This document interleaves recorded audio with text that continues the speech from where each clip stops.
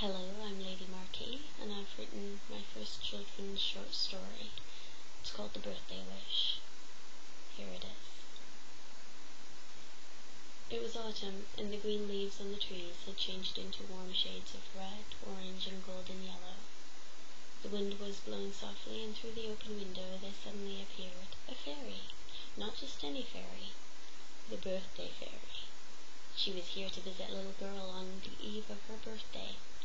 Now you get one wish come true, little girl, so think carefully and tell me what it is. The little girl looked up at the fairy and softly said, "Please make me just like you." The fairy sighed and softly replied, "Sorry, little girl, no can do.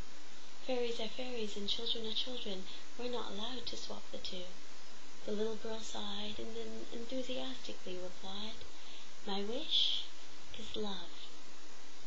"Love?" asked the fairy.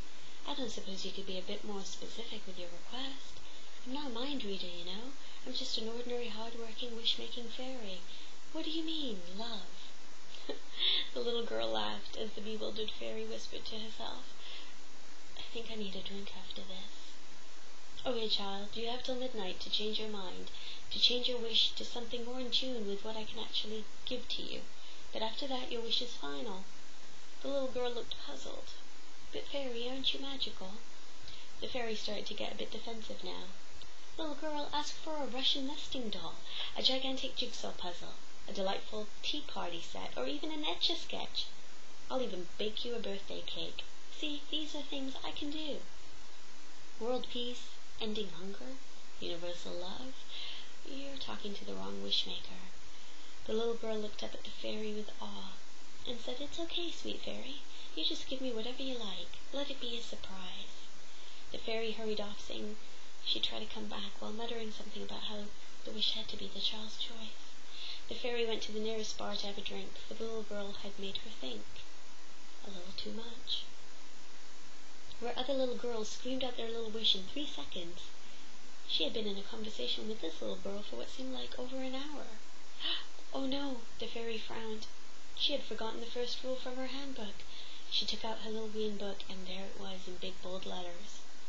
First rule of Fairy Club: never let a birthday visit last more than 5 minutes with a child.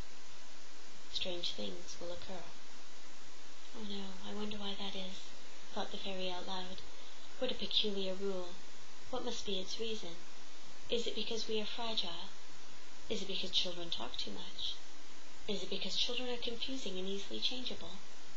Or is it because children captivate us?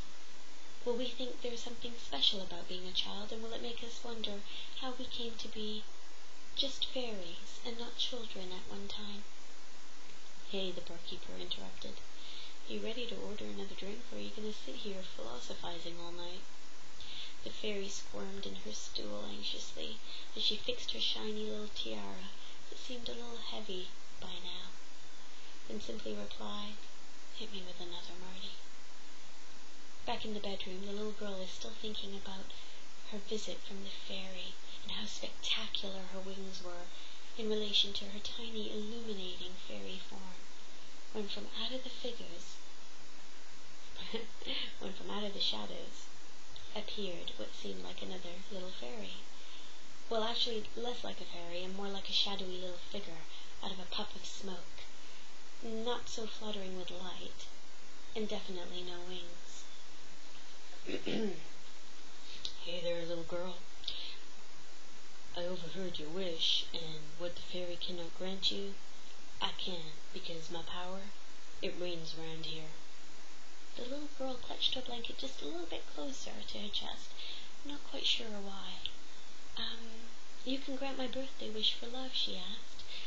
"Well, actually, I was thinking of your first wish, to become a fairy. But actually, I could throw in your wish for love as well. In fact, I can grant you both your wishes, and in return, you just have to do something small for me." "What's that?"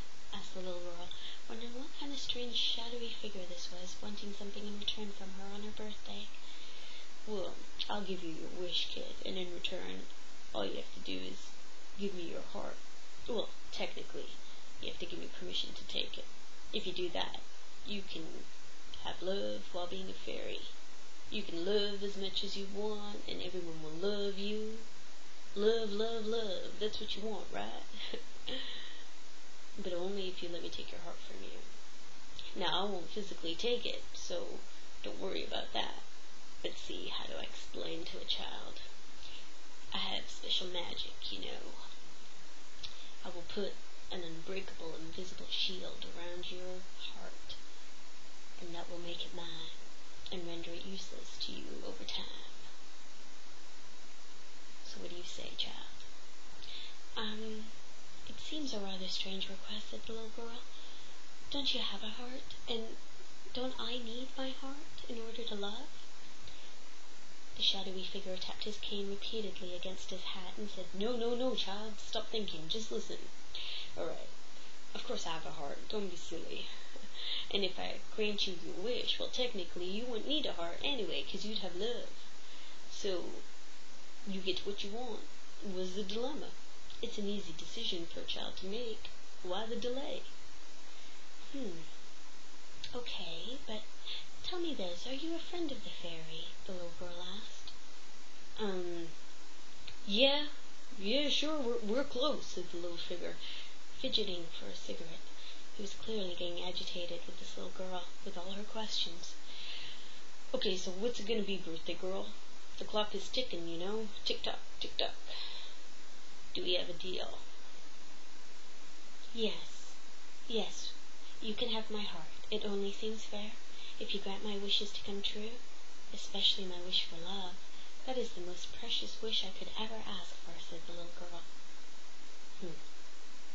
Okay then. We are agreed. Leave it with me and go to sleep. You look sleepy, little girl, said the little shadowy figure.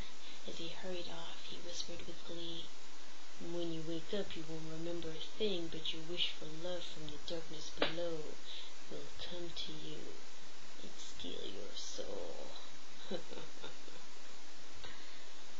Morning came, and the little girl woke up.